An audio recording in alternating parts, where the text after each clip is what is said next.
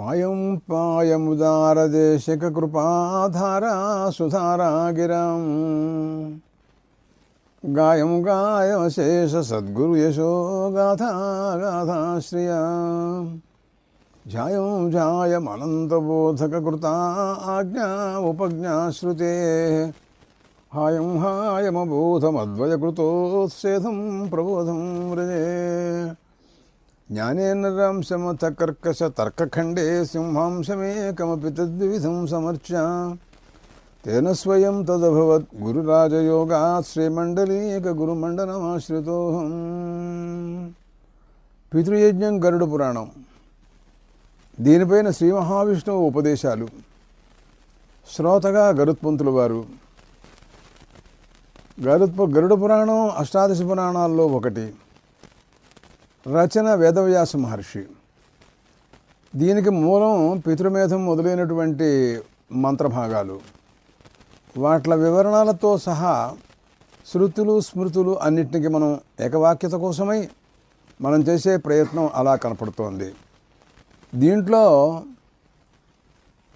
దీనికి తోడుగా ఈ విషయాల్ని శ్రీ మహావిష్ణువు గరుత్మంతుల వారికి పితృదేవతలను మహిమ, పితృదేవతలను గురించి, శ్రాద్ధములను గురించి, ఈ లోకాన్ని విడిచిపెట్టినటువంటి జీవరాశి వారి యొక్క స్థితిగతులను గురించి, ఔర్ధ్వదైహిక క్రియలు, అలాగే పారలౌకిక సౌఖ్యాలు, వీటిని గురించినటువంటి విచారణతో పాటు మనుస్మృతిలో మనువు గారు కూడా ఈ విషయంలో ఏమన్నారు, చాలా విషయాలు వారు కూడా మాట్లాడారు. అది గురించి కూడా మనం వింటున్నాం. స్వాధ్యాయేన అర్చయేత ఋషీన్ హోమైర్దేవాన్ యథావిధి పితॄన్ శ్రాద్ధైశ్చ ఋణన్నై భూతాని బలికర్మణ అన్నారు మనుస్మృతిలో మనువు గారు 3వ అధ్యాయం 81వ శ్లోకంలో. వేదాధ్యయనాల ద్వారా మనం ఋషులను తృప్తిపరచాలి అని అన్నారు ఆయన. వేదాలు వాళ్లే తీసుకొచ్చారు. యుగాంతే అంతర్హితాన్ వేదాన్ శేతిహాసాన్ మహర్షయ లేభిరే తపసాపూర్వం అనుజ్ఞాత స్వయంభువ అని చెప్పారు. కాబట్టి వాళ్ళు మనకి అధ్యయనానికి, మనకి లేకపోతే మనకి తెలియవు వేదాల గురించి. వాటిని అధ్యయనం చేయటం మహర్షులు ఆనందపడతారు. హోమైర్దేవాన్ హోమాలు చేయటం చేత తద్వారా ఆవిర్భాగాలు తీసుకుని దేవతలు తృప్తి పొందుతారు. అలాగా శ్రాద్ధాదులతో పితృదేవతలండి వాళ్ళు తృప్తి పొందుతారు. నృనన్నై అన్నారు. మానవులను తృప్తిపరచాలి అంటే భోజనం పెట్టి, ఆహారం ఇచ్చి. భూతాని బలికర్మణ మనం భూతాలు, ఇంకా కుక్కలు కానీ అలాంటి జంతువులండి, వాటిని కూడాను బలికర్మ ఇచ్చి మనం తృప్తిపరచాలి. చూడండి, మనుస్మృతి మనువు గారు ఈ శ్లోకంలో చెప్పినటువంటి విధానంలో వేదాలు, హోమాలు, దేవతలు, మరి పితృదేవతలు, మానవులు, భూతాలు అందరినీ కూడాను తృప్తిపరిచేది మనమే. గృహస్థాశ్రమంలో ఉన్న వారికే వీటన్నింటి కింద అధికారం ఉంటుంది. బ్రహ్మచారి ఏం చేస్తాడండి? సన్యాసి మాత్రం ఏం చేస్తాడండి? భూతాలుగా చూడండి, ఏదో ఎవరైనా వస్తే వారికి ఆహారం ఇవ్వడం అనేటటువంటిది గృహస్థికి సాధ్యం కానీ ఎవరికీ సాధ్యం కాదు. అలాగా మనం వైశ్వదేవంలో భూతబలి అని, ఏ భూతా ప్రచరంతి దివానక్తం బలిమిచ్చంతో వితుదస్య ప్రేష్యాః తేభ్యో బలిం పుష్టికామో హరామి మయి పుష్టిం పుష్టిపతిర్దధాతు స్వాహా అని అంటూ భూతబలిని గురించినటువంటి విచారణ అంతా కూడా దాంట్లో ఉంది. ఈ రకంగా చేయమని మనువు గారు అన్నారు. మరో మాటలో మాట్లాడుతూ ఆయన అన్నారు తర్వాత శ్లోకంలో, కుర్యాదహరహ శ్రాద్ధం అన్నాజ్యేన ఉదకేనవ పయోమూలం ఫలైర్వాపి పితృభ్య ప్రీతిమావహన్ అన్నాడండి ఆయన. ఎంత సులువుగా మాట్లాడారో చూడండి. దాంట్లో ఆయన అసలు ప్రతినిత్యం శ్రాద్ధం చేయమన్నాడండి ఆయన. అదేమిటండి, అసలు సంవత్సరానికి ఒకసారి చేయలేక మేము ఏడుస్తూ ఉంటే రోజూ చేయమంటాడంటే ఏమిటండి? అది కాదయ్యా, ఎవరికైనా ఒక మంచినీళ్ళు ఇచ్చావనుకో పితృదేవత ప్రీతిరస్తు అను, నీ నోటమ్మటి అను, నష్టమేమిటి? ఎవరికైనా ఇంత ఆహారం పెట్టావనుకో పితృదేవత ప్రీతిరస్తు. కాసిన 4 పండ్లు ఇచ్చావనుకో పితృదేవత ప్రీతిరస్తు. అలాగా కాసిని పాలు బయటలోకి వచ్చిన వాడికి ఆహారం ఆకలవుతోంది అన్నాడు, వాడికి ఏదో కాస్త పెట్టు, పితృదేవత ప్రీతిరిస్తూ. ఏమయ్యా నీ నోరేమైంది, ఆ మాట అనలేవా? అదే ఆయన చెప్పింది. అంతకంటే ఏమన్నా, కుర్యాద్ అహరహ శ్రాద్ధం అన్నాద్యేన ఉదకైనవ, అన్నంతోనైనా, అన్నం పెట్టావనుకో ఎవరికైనా, పితృదేవత ప్రీతిరస్తు. ఉదకంతోనూ నీళ్ళు కాసిన మంచినీళ్ళు ఇవ్వయా వాకిట్లోకి వచ్చిన వాడికి. పయోమూలం పాలం మూల ఫలాలు, కందమూల ఫలాలయ్యా. భూమిలో తవ్వితే వస్తాయి కందమూలాలు. చెట్లు పైన పండుతాయి, అది కాదు ఇది కింద వండుతాయి. చిలకడ దుంపలు, బంగాళాదుంపలు వగైరా, వేరుశనక్కాయలు, ఇవన్నీ కూడా భూమిలోంచి వస్తాయి. పితృభ్య ప్రీతిమావహన్ అన్నారండి ఆయన. సరే, ఈ రకంగా శ్రీకృష్ణ పరమాత్మ, ఈ మాట మనువు గారు చెప్పినటువంటి విషయాలు ఇవి. శ్రీకృష్ణ పరమాత్మ గరుత్మంతులతో మాట్లాడుతూ ఆయన అన్నారు, ఏమోయ్ గరుడా, 84,000 మంది, 84 లక్షల జీవరాశి, అటువంటి వాళ్ళల్లో మానవత్వం చాలా గొప్పది, మనుష్యుడు చాలా గొప్పవాడు, అది దుర్లభం అయినటువంటిది ఆ మానవ జన్మ అని మహావిష్ణువు అన్నారు.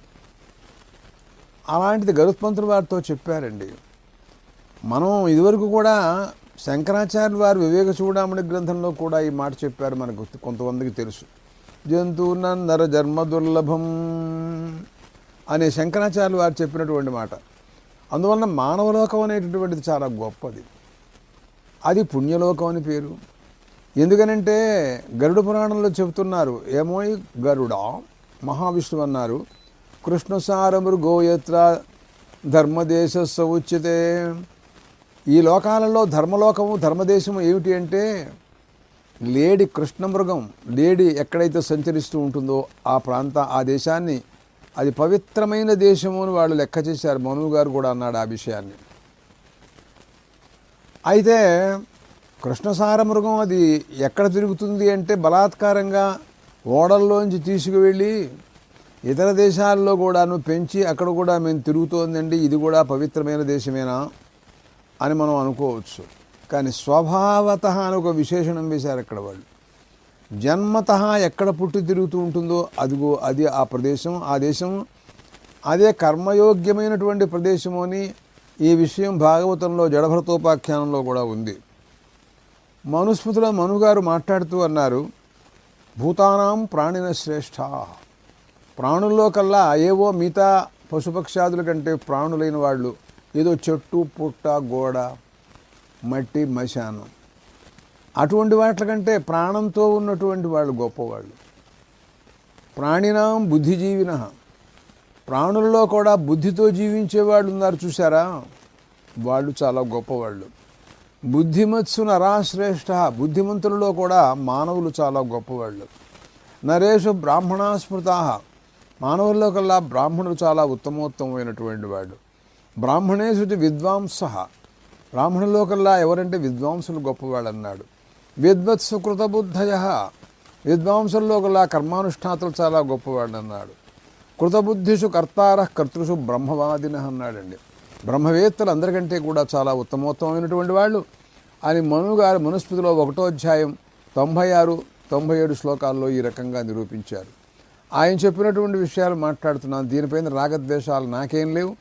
ఎవరైనా దీనిపైన వ్యవహారంలో రాగద్వేషాలతో మాట్లాడితే దానికి నేను చేసేదేం లేదు, తెలియలా.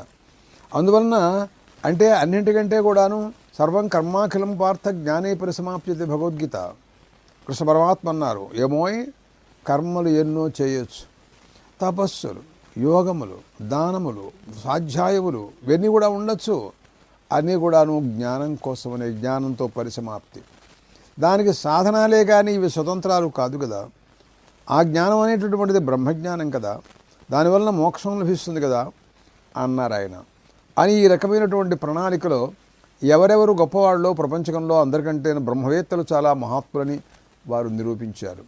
తర్వాత మాట్లాడుతూ కూడాను గరుడ పురాణంలో శ్రీ మహావిష్ణువు గరుత్మంతుడితో మాట్లాడుతూ అన్నారు, ఏమోయ్ గరుడా, మానుష్యం యస్సమాసాధ్య స్వర్గమోక్షైక సాధనం తయో న సాధయేదేకం తేనాత్మా వంచితో ధ్రువం. ఏమోయ్, ఆహా, మానుష్య జన్మ పొందాడా? ఆహా, మానవుడుగా పుట్టాడా? అలాంటి జన్మ అది ఎటువంటిదో తెలుసా? స్వర్గమోక్షైక సాధనం అండి. అది మోక్షానికి కూడా సాధనమయ్యా. సరేలేవయ్యా, నువ్వు మోక్షం మోక్షం అంటావు, అదంత తేలికైన విషయమా? పోనీ కాదయ్యా, స్వర్గానికి కూడా సాధనమేనయ్యా. అలా అన్నావు, కొంతవరకు బాగుంది. ఎందుకంటే దానికోసం ప్రయత్నాలు చేస్తాను నేను. తయోర్న సాధజే దేకం, ఈ రెండింటిలో ఏది సాధించినా గొప్పదేనయ్యా. అలా కాకుండా తేనాత్మ వంచితో ధ్రువం, అలా విడిచిపెట్టేసినట్టయితే వాడు ఆత్మను వాడు వంచుకున్నవాడు అవుతాడు తెలుసా అని ఈ రకంగా చెప్పారండి. ఆశాతు అత్యంతం పిశాచి. వీటిలన్నింటినీ సాధించకుండా కామక్రోధాదులతో ఆశాపాశ బద్ధులై మానవ జన్మని వ్యర్థపరచుకోవడం అనేది చాలా దురదృష్టం అనుకో అన్నారు. దానిపైన మాట్లాడుతూ అజాతు కామానాం ఉపభోగేన శామ్యతి హవిషా కృష్ణవర్త్మేవ భూయ ఏవాభివర్ధతే అన్నారండి ఆయన. అసలు ఆశలు తీరిపోతాయి, అవి తీరిన తర్వాత నేను మోక్షాన్ని గురించి ప్రయత్నాలు చేస్తాను అని అన్నాడు ఒక ఆయన పెద్ద మనిషి. ఓహో అలాగా అన్నాడు. అసలు ఆశ తీరితేగా వీడికి. వాడు సముద్రం దగ్గరికి వెళ్ళాట, ఒకడు నుంచున్నట్ట, చెంబుచ్చుకున్నాడు, అంగాస్త్రం కట్టుకున్నాడు, దర్భల కట్ట పట్టుకెళ్ళాడు, అక్కడి నుంచి తిలోదకాలు పట్టుకెళ్ళాడు, అన్నీ పెట్టి నుంచున్నాడు అక్కడ. ఏమిట్రా అంటే స్నానం చేయాలన్నాడు. చేయవే అంటే ఆ తరంగాలు తగ్గిన తర్వాత చేద్దామని చూస్తున్నాను అన్నట్ట. సముద్రే శాంతకల్లోలే స్నాతుమిచ్చేది మూఢధీహి అన్నాడు వాడేవాడు. అసలు అవి ఎప్పుడైనా తరంగాలు తగ్గుతాయా? అవి తగ్గేది లేదు, వీడు స్నానం చేసేది లేదు. అట్లాగే మనకి ఆశాపాశాలు తగ్గేవి లేవు, మనకు మోక్షం లభించేది లేదు. ఆశని గురించి మాట్లాడుతూ ఏమన్నారంటే ఆశ ఆకాశం లాంటిదండి, అసలు ఆ మధ్యలో ఉండేది అది పోయింది, అందుకోసమని ఆకాశమే కాపోతే ఆశ అయింది అన్నాడు ఒక ఆయన. ఓహో అలాగా, అసలు తెలియలే మాకు ఇది. కానీ అది పిశాచి అన్నాడు, ఆశాపాశం. నజాతు కామానాం ఉపభోగేన శామ్యతి. కొంతమంది అనుకుంటూ ఉంటారు కోరికలు అనుభవిస్తే తీరతాయి, అయిపోతాయి అని వాళ్ళు అనుకుంటారు. పొరపాటు. అనుభవించిన దగ్గర నుంచి సంస్కారం దృఢమయ్యి ఇంకా కావాలని అనిపిస్తుంది వాడి కోరికలు. అంతేగాని వాడికి ఎప్పుడు అయిపోవటము అనే మాట ఉండదు. ఎలాగంటే దానికి ఉపమానం చెప్పాడు ఆయన. అగ్నిలో ఆజ్యం వేస్తున్నాడండి, వేస్తున్న దగ్గర నుంచి అగ్ని వృద్ధి పొందుతాడు కానీ చన్నారడు కదా. అలాగే మనం ఆశల్ని మనం పొందుతున్న దగ్గర నుంచి ఆశకి మనం ఆజ్యం పోస్తున్నట్టే ఇంకా వృద్ధి పొందుతాయి. 1,00,000 కావాలనుకున్నాడు, సిద్ధించిన తర్వాత 1,00,000 అంటున్నాడు, 10 లక్షలు అన్నాడు, 10 అంటున్నాడు, కోటి ఇచ్చావు, కోటేనా అంటున్నాడు, రాజ్యం ఇచ్చానన్నాడు, రాజ్యమేనా. సరేలే, ఇంకా వాడికి మనం ఏం చేయలేమండి. అందుకోసమని తృష్ణాభిభూతుడు అదే అన్నారు చోట మాట్లాడుతూ ఆయన, తృష్ణాభిభూతస్తు నరకం ప్రతిపద్యతే. ఏమో గరుడా, ఆశపాశాలు ఉన్నాయి, ఆశాపాశాలు, దానికి గురైనటువంటి వాడు ఉన్నాడే నరకాన్నిలో ఉంటాడయ్యేవాడు. తృష్ణాముక్తాస్తు ఏ కేచిత్ స్వర్గవాసం లభంతితే. ఎవరైతే తృష్ణ నుండి విముక్తి చెందుతారో, తృష్ణ ఆశ లేకుండా ఉంటారో, అసంతుష్టో ద్విజో నష్ట అన్నాడండి. సంతోషం లేనివాడు బ్రాహ్మడు నశించిపోతాడన్నాడు. అలాగే వాళ్ళకి ఎవరికైతే ఆశాపాశల నుండి విముక్తి పొందుతారో వాళ్ళు స్వర్గలోకంలో ఉంటారయ్యా. ఆత్మాధీన పుమాన్ లోకే సుఖీ భవతి నిశ్చితం. బ్రహ్మజ్ఞాన ఆత్మాధీన, బ్రహ్మజ్ఞాన సంపన్నుడున్నాడు చూసారా, అలాంటి వాడు లోకంలో సుఖంగా ఉండేవాడు వాడే. వాడికి ఉండేటటువంటి సుఖం ఇంకెవరికీ ఉండదు కదా. ఆపూర్యమాణమచల ప్రతిష్టం సముద్రమాప ప్రవిశంతి తద్వత్కామాయం ప్రవిశంతి సర్వే సశాంతిమాప్నోతి న కామకామి. భగవద్గీత గీతాచార్యుడు అన్నాడు. ఆపూర్యమాణమచల ప్రతిష్టం. జ్ఞాని ఎలా ఉంటాడు అని దాని గురించి మాట్లాడుతోందండి ఈ శ్లోకం. అంటే సముద్రం ఎప్పుడు కూడా నిండి ఉంటుంది, దానికి లోటు లేదు. మన నదులు ఉన్నాయనుకోండి, వేసవికాలంలో ఎండిపోతాయి. అలా వేసవికాలంలో సముద్రం ఎండిపోయినట్టుగా ఎక్కడ తార్కాణం లేదండి.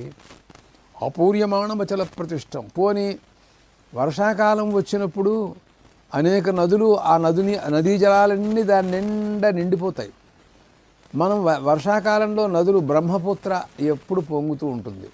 గోదావరి, గంగ, కృష్ణ అనే మహానదులు ఎప్పుడు పొంగి పొర్లిపోతూ ఉంటాయి. అట్లా ఈ నదిలోంచి నీళ్లు వెళ్ళినటువంటి సముద్రం అంతా కూడా పొంగిపోతున్నట్టుగా ఎక్కడన్నా నువ్వు చూసావా? ఇదంతా ఏమవుతోందో తెలియదు, నిశ్చలంగా ఉంటుందన్నమాట. ఆపూర్యమాణమచల ప్రతిష్టం, చాంచల్యరహితంగా అలాగే ఆ ఎన్ని నీళ్ళు మింగేసి అలా కూర్చుంటుంది అది. సముద్రమాప ప్రవిశంతి యద్వత్ తద్వత్ కామాయం ప్రవిశంతి సర్వే సశాంతి మాప్నోతి న కామకామి అన్నాడు. జ్ఞాని కూడాను వాడిలో ఉండే కామాలు అలజడ ఏం లేదు. కామాలకు సంబంధించినటువంటి అలజడ ఎగిరి పడిపోవటం.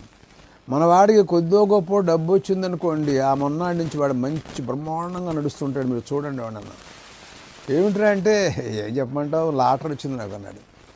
అందుకోసం వాడు చూడు మనుషులను చూసుకోకుండా తొక్కేస్తున్నాడు, వెళ్ళిపోతున్నాడు వాడు. అదంతా ఏమిటి హడావిడి? డబ్బు డబ్బు. అలాంటివన్నీ కూడాను కోరికలు అవన్నీ కూడా లోపల నిలిచిపోయి ఉంటాయి. జ్ఞానికి లోపల అణిగిపోయి ఉంటాయి. అవన్నీ కూడా పైకి రావు. తెలియలా. ఆత్మాధీన పుమాన్ లోకే సుఖీ భవతి నిశ్చితం పితృమాతృ మయో బాల్యే. మానవుడి యొక్క గతిని గురించి మాట్లాడుతున్నారు గరుత్మంతులు వారితో చెబుతున్నారు శ్రీ మహావిష్ణువు. ఏమోయ్, బాల్యంలో మానవుడు ఎలా ఉంటాడో తెలిసిన? పితృమాతృమయ, తండ్రి తల్లి. ఎంతసేపు వాళ్ళు మా అమ్మ మా నాన్న, మా అమ్మ మా నాన్న. వాళ్ళనే పట్టుకుంటాడు, వాళ్ళని విడిచిపెట్టాడు, వాళ్ళని వాటేసుకుంటాడు, వాళ్ళ దగ్గరే ఉంటాడు. వాడు ఎక్కడ కూర్చుంటే అక్కడ కూర్చుంటాడు, వాళ్ళు లేకపోతే ఏడుస్తాడు. అంతే కదా. మాతృపితృమయో బాల్యే యౌవనే దయితామయ. యౌవనం వచ్చిందనుకోండి, దయితామయ పెళ్ళాం, దాంతోనే తిరుగుతాడు, కొంగుచ్చుకు తిరుగుతాడు. అది ఎక్కడికెడితే అక్కడికెడతాడు. అది కదా. పుత్రపౌత్రమయశ్చ. అంతే. చివరిలో వార్ధక్యం వచ్చినప్పుడు ఏం చేస్తాడు అని అడిగాడు. పుత్రుడు పౌత్రుడు వాళ్ళ వెనకాల తిరుగుతాడు. అంతకంటే ఏం చేస్తాడు? ఏం చేయలేడుగా. అంటే ఎవరికి అసలు వీడు ఒకళ్ళ అధీనం కాకుండా ఉన్న వయస్సు ఏమన్నా వీడికి ఉందా? చెప్పు నాకు నువ్వు. బాల్యమా అలా వెళ్ళిందా? యౌవనమా ఇలా పెడుతోందా? వార్ధక్యం అలా పెడుతోంది. మూడో నా నుమయ కన్నా నా ఆత్మమయ కశ్చితం. ఆత్మమయుడైన వాడు ఈ ప్రపంచంలో ఎవ్వడు కూడా లేడన్నాడు. అందరూ ఒకడేమో మాతాపితృమయుడు బాల్యంలో, యౌవనంలోనేమో భార్యామయుడు, వార్ధక్యంలోనే పుత్రపౌత్రమయుడు. మరి ఆత్మమయుడు ఎవడు ప్రపంచంలో? ఎవడు లేడు. అందువల్లనే శంకరాచార్యులు వారు భజగోవింద శ్లోకంలో ఈ మాట చెప్పారు. ఆయన బాలస్తావత్ క్రీడా చింతాసక్త పరే బ్రహ్మణి కోపినసక్త అన్నారండి ఆయన. బాల్యంలో ఆటలతో వెళ్ళిపోతోంది ఆసక్తి, ఆటల కోసం పోతూ ఉంటాడు. తరుణస్తావత్ తరుణీ సక్త. వయస్సులో స్త్రీతో వాడి భార్యతో వాడు తిరుగుతూ ఉంటాడు.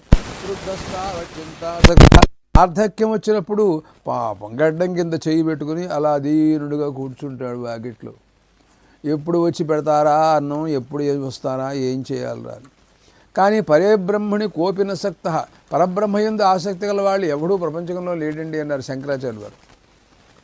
సర్వేషామేవ పశ్యతామేవ మృతసర్ప పరిత్యజతి. మృతసర్పం పరిత్యజతి. ఏక ప్రజాయతే జంతుర్ ఏకైవ ప్రలీయతే. మనం చూస్తుంటుండగా మృతసర్వం పరిత్యజతి. మనం చూస్తూ ఉంటుండగానే అమాంతంగా మరణిస్తున్న వాళ్ళని మనం చూస్తూనే ఉన్నాం. పాపం వాడి మనస్సులో చాలా గాలిమేడల బోళ్ళను ఉన్నాయి. ఇంకా ఏదో చేద్దామని డబ్బంతా అక్కడ పెట్టాడు, ఎక్కడున్నా కూడా చెప్పలేదు. ఏమో అనుకుంటున్నాడు, అనుకోకుండా హఠాత్తుగా అలాగా మృత సర్వం పరిత్యజతి. భార్యని, ఇళ్ళు, వాకిళ్ళు, డబ్బు, దశకం, డిపాజిట్ ఫారాలు, ఉద్యోగం మొత్తం అంతా పెట్టేసి వెళ్ళిపోయినాడు. ఏక ఏవ ప్రజాయతే జంతువు ఏక ఏవ ప్రళీయతే. పుట్టేటప్పుడు ఒక్కడు పుట్టాడు, వెళ్ళేటప్పుడు ఒక్కడు పెడుతున్నాడు. పుట్టినప్పుడు పట్టరాలేదు, వెళ్ళేటప్పుడు పట్టుకెళ్ళలేదు.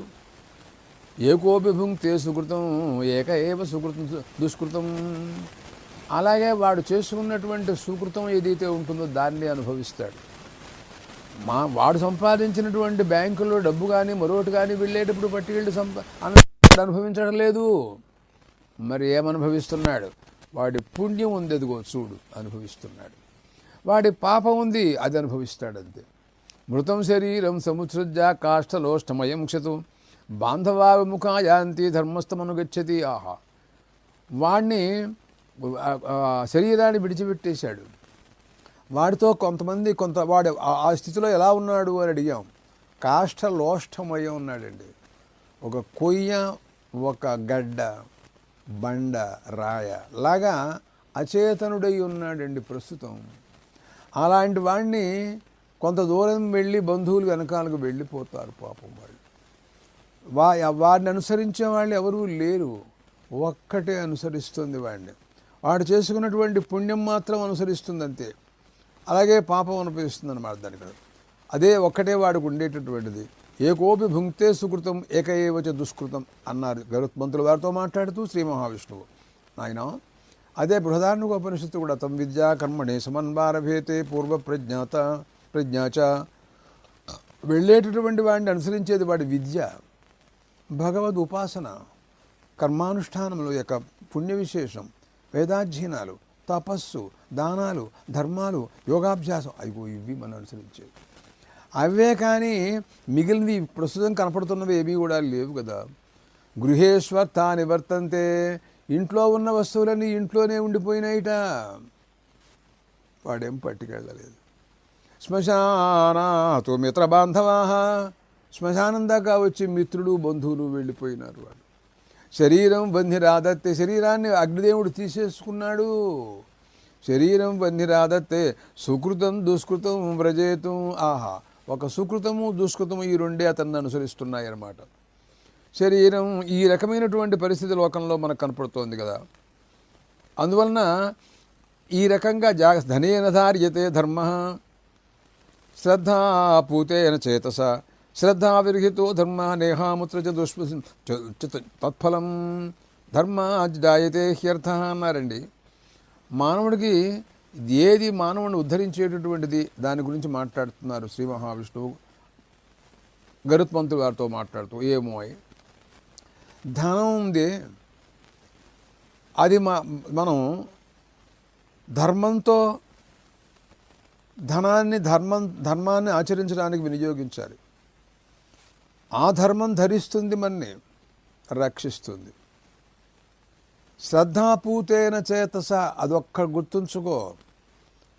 శ్రద్ధతో పవిత్రమైనటువంటి మనస్సుతో నువ్వు ధర్మాన్ని ఆచరించు. ఏది చేసినా సరే శ్రద్ధాపూర్వకంగా చేయి. శ్రద్ధా విరహితమైనటువంటిది ఏదైనా చేసినా కూడా ప్రయోజనం లేదు. నువ్వు కొద్దో గొప్ప దానము, ధర్మము, అధ్యయనము, కర్మము, ఇలాంటివి ఏవైనా సరే శ్రద్ధావిరహితో ధర్మ, శ్రద్ధ లేనటువంటి ధర్మం. నేను చాలా ధర్మాలు చేశాను అన్నాడు రావణాసురుడు. ఆంజనేయ స్వామి మాట్లాడాడు, నీకు గతి ఇంకా రాముడి చేతిలో మరణమే మిగిలిందన్నాడు. లేదన్నాడు వాడు. ఏమన్నాడు? నేను చేసినటువంటి తపస్సు చాలా గొప్పది, నా పుణ్యం అనంతంగా ఉంది అన్నాడు. చేసింది సత్యమే, నువ్వు చేయలేదని నేను అంటలేదు. కానీ ఇంత పుణ్యాన్ని భగ్గున మాడిపోయేటటువంటి అధర్మం, పాపం ఒకటి చేసావు నువ్వు అన్నాడు. నువ్వు చేసిన పుణ్యాలన్నీ కూడా ఈ ఒక్క పాపం వలన భగ్గున మాడిపోయినాయిరా. నువ్వు నిశ్చేష్టుడవై, నిర్ధర్మకుడవై, నిరాలంబనంగా దిక్కులేనటువంటి పరిస్థితిలో ఉన్నావు. ఇంకా ఒక్కటే దిక్కు, రాముడి చేతిలో చావు నీకు అన్నాడు. అంతే, అంతకంటే చేసేదేం లేదు. అలాగే జరిగింది కదా. అందుకనే కృష్ణ పరమాత్మ అన్నారు భగవద్గీతలో మాట్లాడుతూ, అజ్ఞశ్చ అశ్రద్ధానశ్చ సంశయాత్మ వినశ్యతి అన్నాడు. అజ్ఞుడు అశ్రద్ధాన, శ్రద్ధ లేనివాడున్నాడు చూశాడా, వాడికి ఇహలోకం లేదు, పరలోకం లేదు. చేస్తాడు పుణ్యాలు, విసుక్కుంటాడు, కసుక్కుంటాడు. శ్రద్ధాసక్తులు ఆగరా, ఓహో గోల సోది, ఏది చెబితే అలా విసుక్కుంటాడండి. ఏ హోమం చేయమంటే హోమ్ అని ఇంత దాంట్లో పారేస్తాడు.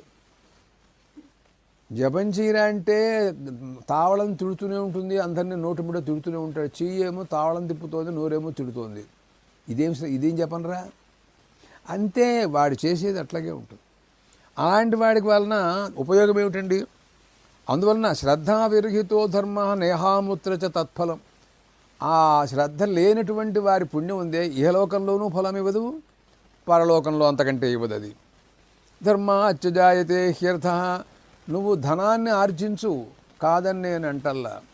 ఆ ధనాన్ని నువ్వు ధర్మం కోసం వినియోగించు, ఆ ధర్మాన్ని శ్రద్ధాసక్తులతో చేయి. దానివల్ల మళ్ళీ నీకు ధర్మం అర్థం వస్తుంది.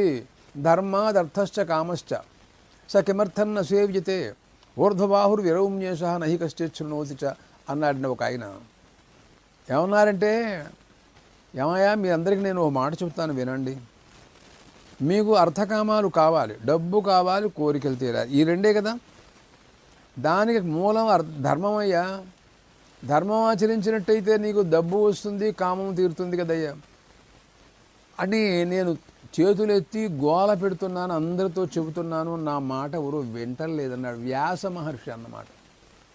నా బతికెంత, నేనెంత, నేను చెబితే ఎవడు వింటాడు? చూసావా? ఊర్ధ్వబాహుర్ విరౌమ్యేష నహి కశ్చిత్ శృణోతి చ అన్నాడు ఆయన. అందువలన ఈ ధర్మాత్మ ధర్మాత్ ధర్మాచ జాయతే హ్యర్థ ధర్మాత్ కామో విజాయతే. ఆ ధర్మాన్ని ఆచరించినట్టయితే దానివల్ల నీకు అర్థము వస్తుంది, కామము సిద్ధిస్తుంది. అందుకోసమే పరమాత్మ మాట్లాడుతూ గీతాచార్యుడు గీతలు అన్నారు, ధర్మావిరుద్ధో భూతేషు కామోస్సు భరతర్షభ. ఏమోయ్ అర్జున, ధర్మానికి అవిరుద్ధమైనటువంటి కామం నాదన్నాడు. నా స్వరూపం అన్నాడు పరమాత్మ. కౌరవులది ఎలాంటి ధర్మం కాదు, కటిక ధర్మం. అది ధర్మానికి విరుద్ధమైనటువంటి కామం. వాళ్ళు చేసిన తప్పుడు పనులు. రావణాసురుడే, దుర్యోధనుడే. మరి పరమ పవిత్రమైనటువంటి జగజ్జనైనటువంటి జానకిని తీసుకొచ్చాడు వాడు. అగ్నిలో పుట్టినటువంటి అయోనిజైనటువంటి ద్రౌపదిని లాక్కొచ్చాడు ఈ దుర్మార్గుడు.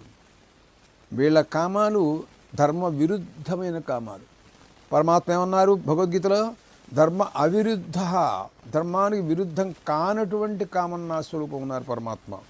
తెలియలా. ఆ రకంగా మాటలు జరిగినాయి.